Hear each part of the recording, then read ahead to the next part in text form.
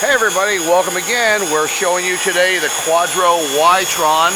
Now you don't see the rotor on it. This is the mechanical seal and bearing assembly of the housing we just finished rebuilding.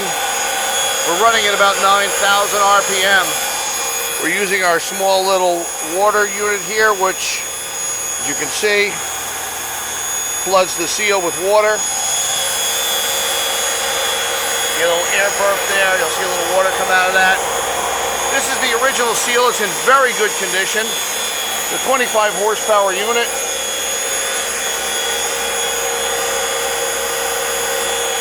It does have an extra seal with it,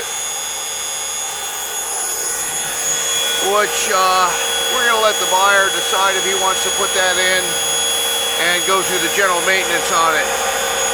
But we're pretty satisfied, running well, true.